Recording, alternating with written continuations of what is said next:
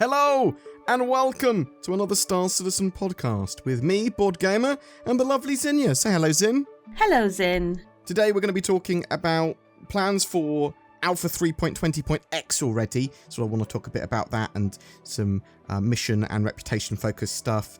I literally did a video on this yesterday about the Ares Ion drama continued, but there's been even more talk about it, and I want to talk about what's going on with that and what CIG have said about the ship. And there's also a mission spotlight ongoing at the moment, basically Cloud Imperium going, have a look at this mission, it's been in the game for a while and you can play it, and we'll talk about whether that's a good idea and what's going on with that.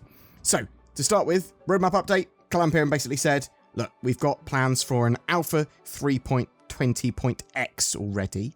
Now, when they say stuff like that, Zin, do you think that's sort of appropriate for them to say, look, some stuff's not going to make the initial build of 3.20, but we're planning to have it in the cycle? Do you think that's just a good idea for Cloud Imperium to do, or do you think that sets bad expectations? I think it's good. If they don't think they're going to be able to make it for 3.20, at least you know that they're trying to put it in a sub-patch. Yeah. Do you think that they should go, these are all the things that we want for the 3.20 cycle, and then split it up into .x patches based on whether it will hit or not? They've basically gone, they're not going to be done for the initial build now, they failed their go, no go, I'm going to put them in 3.20 .x. Do you think Cloud Imperium should just say, look, any feature that we say for a patch could be anywhere in the patch cycle? I mean, is that not technically what they do anyway? Like, if you look at the release view, it literally just says, this is 3.20. If it's confirmed, then generally it will be coming in 3.20. If it's unconfirmed, then it either might make it for 3.20 or it will come in a subsequent point patch. Yeah, fair. And I think that's perfectly fine, just as it is.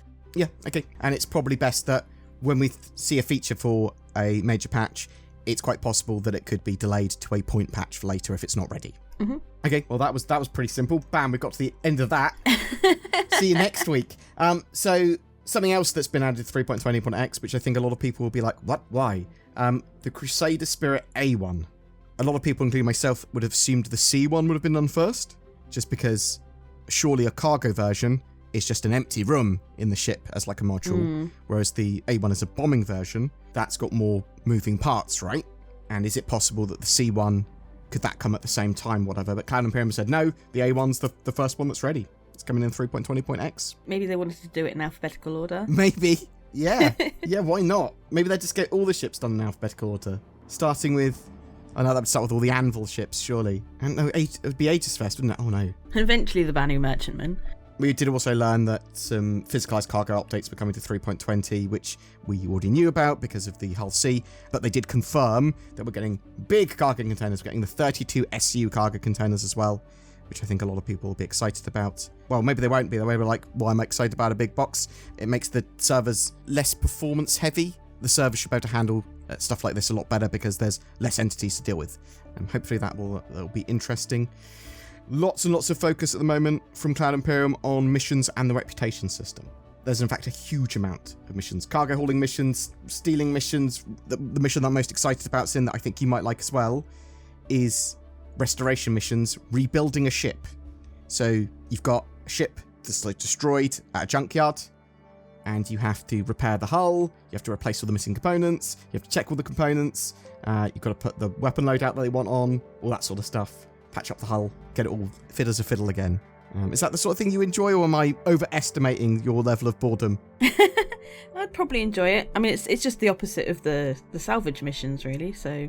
Yeah, I mean, there's probably a bit more, you have to do it in this particular way, or we want these particular components on. But yes, it is reverse salvage.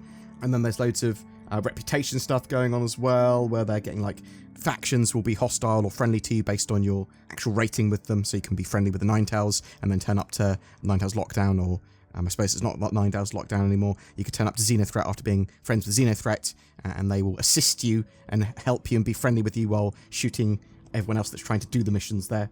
I think that's sort of interesting. Looking forward to that.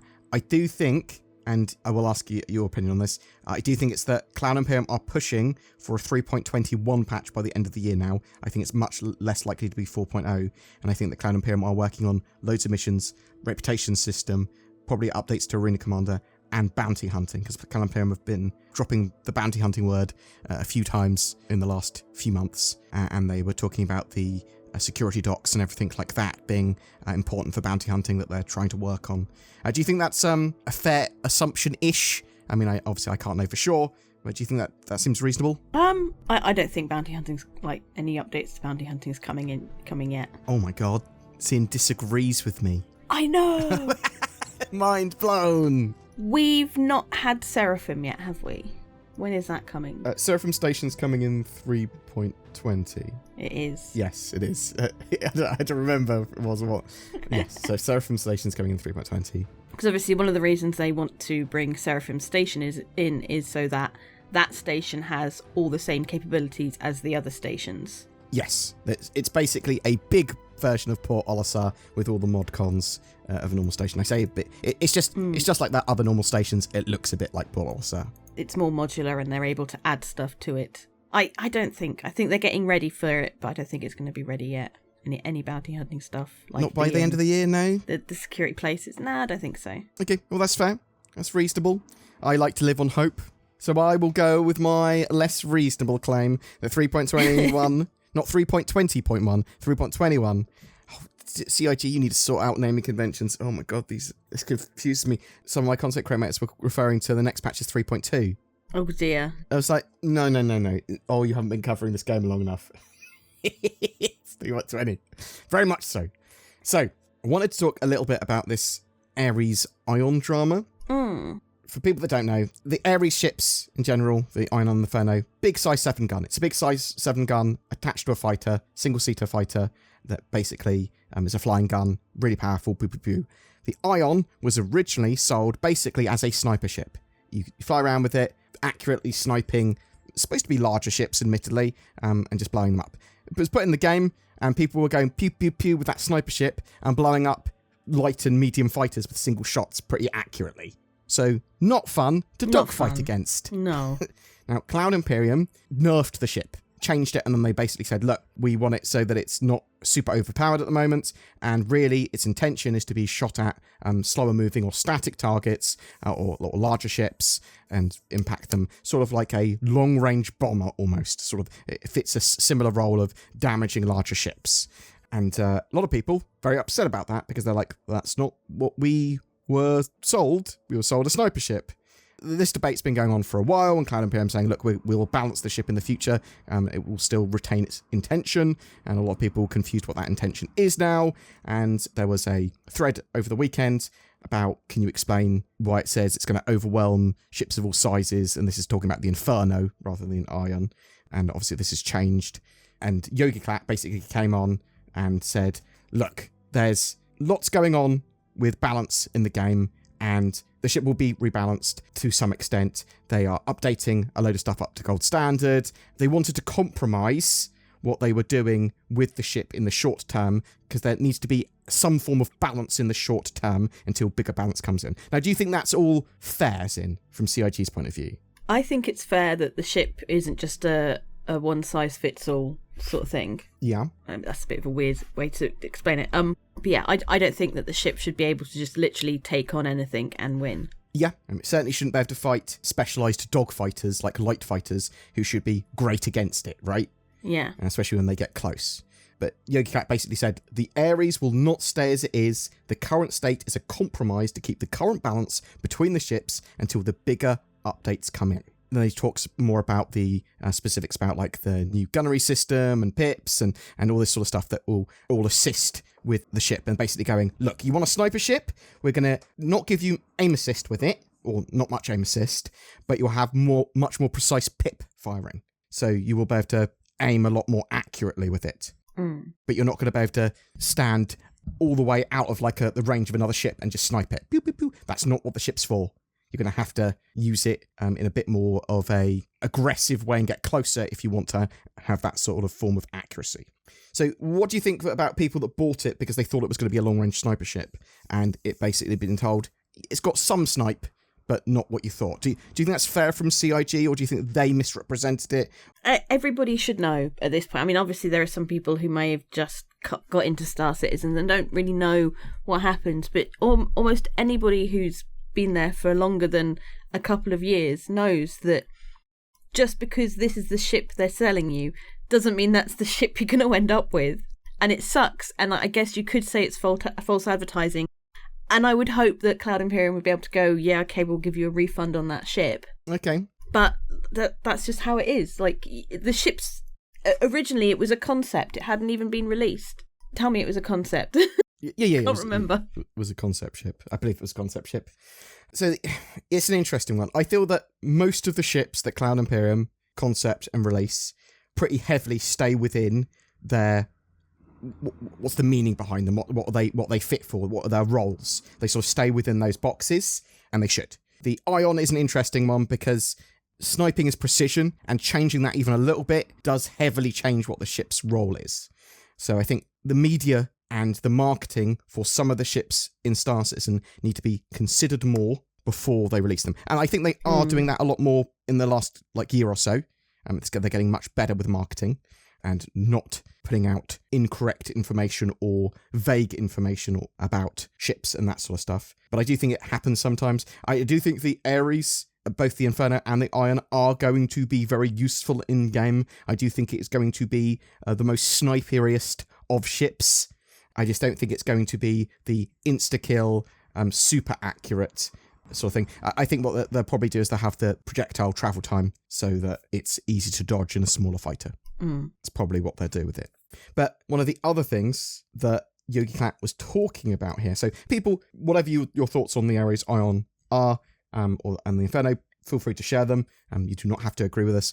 Some people think it is literally a bait and switch from Cloud Imperium, and they do it all the time with the ships. I mean, I promise you they don't. You can literally see they don't do it all the time with the ships. There are a couple of ships that are certainly sort of like their roles seem to have changed a little bit, and including like the Redeemer, for example. The Redeemer going from what was like a dropship gunship hybrid to a pure gunship, things like that. But Yogi Cat did say that Star Citizen is not pay to win. That's quite clearly. Star Citizen's not a pay-to-win game, and that is why one of the reasons we had to balance the Inferno and the Ion the way we did, and that's the combat balance we're aiming for in the future. Is Star Citizen's not a pay-to-win game, which suggests that all ships will have uses and rock, paper, scissors and stuff like that. Now, what do you feel about the statement that Star Citizen's not a pay-to-win game? I know we've talked about it before, but it's always worth talking about it again because it's controversial. I think Star Citizen shouldn't be pay to win. I don't think that someone should be able to come along with more money and be like, I've now got a better ship than you. But that's what people can do now. Yeah, but the game's not released. Yeah. But when the game is released, there's going to be huge disparity between, or maybe there's not, between people that have those big ships and those high-powered combat ships and those people that have starting ships. So is that not pay to win when the game starts? I don't think it'll be a problem. Okay. I agree, because I think inequality in-game is sort of natural to have. You don't have to, not everyone's going to be starting in the same place doing exactly the same thing, and NPCs are going to have different ships from you as well. I don't think that it will be a problem. I don't think that everybody who has bought the more expensive ships are going to be going around being pirates. Yeah. It might give them a bit of a early lead to go into more dangerous areas with other people that have also got the more dangerous ships to fight against. The fact that they're playing the game before anybody else will also give them an early lead. It's Yeah, that's going to be the biggest advantage, right? Time played and skill. Yeah. So, I think that the people that are just going to play the game more are just going to have the advantage there. And potentially being able to buy ships might, and this is a very weak argument, but it's possible, might increase the enjoyment for weekend warriors who can go, well, I don't have much time to game, but I want this ship. But isn't it also, once the game gets released, you won't be able to buy ships anymore with real money? So they've basically said that you'll still be able to buy certain ships as a package. Starter ships, yeah. Yeah, but we don't really 100% know what Cloud Imperium are going to do, right, when they actually release the game. They could do anything they want. Yes, that is originally what they had said.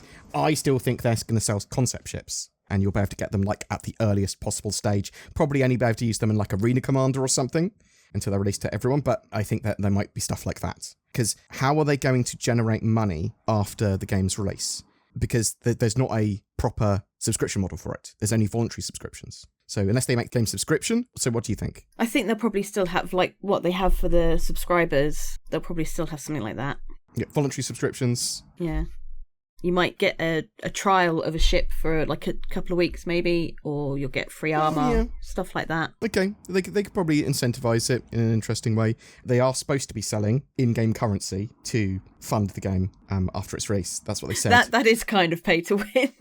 Buying ships is effectively pay to win, but it's pay to... So basically, EVOCATI went on to say, the reason I don't think Star Citizen's pay to win is because you can get everything in-game. It doesn't give you a massive measurable competitive advantage if you just get the stuff in-game.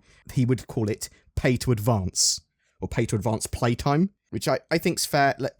This all comes down to how you define pay to win, and we don't know what the final monetization model for Star Citizen is going to be when it's released. A lot of people would just go, no, it's just pay to win. A lot of people would say, no, it's obviously not pay to win, and it's an interesting one, and I'm interested to know what other people think. People would say pay to advance is pay to win. I'm going to be enjoying Star Citizen regardless. The real question is, whatever you think Star Citizen is monetization-wise, can it be a fun game that you want to play? And the answer for me is yes. Let's move on to Mission Spotlight. This is an interesting one, because have you done... I don't know if you've actually run this mission, and we probably should have, when I first got you covering Star Citizen, have you run the Arlington Gang mission? No, I think we were going to, we had an attempt to try and do it, and I think he wasn't spawning or something like that. Miles Eckhart was broken. Yeah, I think that was when we tried it, and we've never gone back to it. We've always found other things to do, So it's one of the oldest remaining mission chains in game. The oldest is Tessa Bannister, which isn't currently in, I believe. But Miles Eckhart, proper mission giver. You can actually meet him, talk to him. Basically, it's a big 7-part bounty mission that gets progressively harder. And that makes it quite fun. And you sort of have to bring a group of people or bring better ships. And really, because there's like an Idris battle and stuff at the end, spoilers, you want to bring a good crew or multiple ships or whatever. And Cloud Imperium are basically going, look at the ship, look at this mission. Well, actually, they're going, look at this ship as well, because they're running a mini sale at the same time going, these are the ships that are great to use during the event, like the Ares, Inferno, and Ion. Which is, ironically. Yeah, indeed. Perfectly ironically, actually, Sin. Yeah, so lots of little combat ships. So Cloud Imperium having a bit of an excuse for a sale, but I really like the idea of Mission Spotlight, because they go, look at this mission chain you can do in-game, you might not have been aware of it, and this is how you get it. Because I was like, oh yeah, I'd forgotten how to get it. You just have to get your bounty hunting permit, and then... So I think they had changed it, because before there wasn't the tracker training permit certification. That was added in with the, Bounty Hunting 0, whatever it was. And I think that Miles Eckhart was at Nix or whatever as well a while ago, or somewhere else. Now he's in Lawville. He's at the M&V bar there at Hurston. Yeah, I really like the idea of it. Highlight a cool little mission chain. Zin and I will be running it at some point, probably. I've been being pestered, Sin. It's not really being pestered. People are asking me to play games and record. The mods are wanting to do it. So we probably better do that with some of the people on Discord. Yeah, I'm looking forward to other missions they highlight. Now, there's not that many they can highlight, because there's not that really many mission chains. Although I might be wrong. Maybe there is stuff that chains in a way that I didn't actually think it was a chain. I just thought it was a one-off mission. Possibly, yeah. It'll be interesting to see. I'm really looking forward to Alpha 3.20. I'm really looking forward to that getting out of EVOCATI. It is in EVOCATI at the moment. And Sin and I will be covering all of that and more once we have more. As I've said previously, July is relatively slow for Star Citizen normally. But we're moving on to August now, and it starts to get a bit busier again. So I'm very much looking forward to that. Right, say goodbye, Zin. Goodbye, Zin. Thanks very much for watching, guys. Really much appreciated. I really am interested to know what you think about the Ares Ion and the drama around that, about the Mission Spotlight. Do you think we're going to see a 3.21 at the end of the year instead of 4.0 or something like that, and with bounty hunting and sort of a focus on missions and reputation? Or do you think I'm overly optimistic with that? And just tell us what you think in the comments below. Thanks for watching. There are so many space games. Star Citizen is obviously king. Fight me. But how do you keep yourself secure and private while in space, away from the prying eyes of Big Pirate and Big Space? NordVPN.com/BoredGamer. That gives you potentially the best protection in cyberspace. Oh, see what I did there? Stay safer online with a secure private internet connection that also helps you get access to the content you want. Let me give you some testimonials that I'll just make up now. I just turned off NordVPN and got ganked by a load of pirates. I turned off NordVPN and my legs fell off. There you have it. Get NordVPN, because if you're not going to believe those testimonials that I just made up, what are you going to believe? You can grab it from the links below. It's good and it's super cheap and I use it. There you go. Boom. Something else that's good is our ship giveaway. Salvage is the newest big gameplay loop at the moment in-game, and we want to help you get involved with that, so we're giving away a Drake Vulture light salvage ship with lifetime insurance. All you need to do to be in for a chance of winning that is comment on any of my videos made during July. More details in the description below. Thank you so much to everyone that goes the extra mile in supporting the channel with the join button under our videos, or becoming a Patreon, or donating, or even just subscribing and liking and commenting on our videos and sharing them. You'll get an occasional exclusive video. There's polls and posts to get involved with. Please consider joining them, because it really, really helps us out. Thank you very much for watching. If you've got any feedback, please chuck it in the comments below. I'd love to hear from you.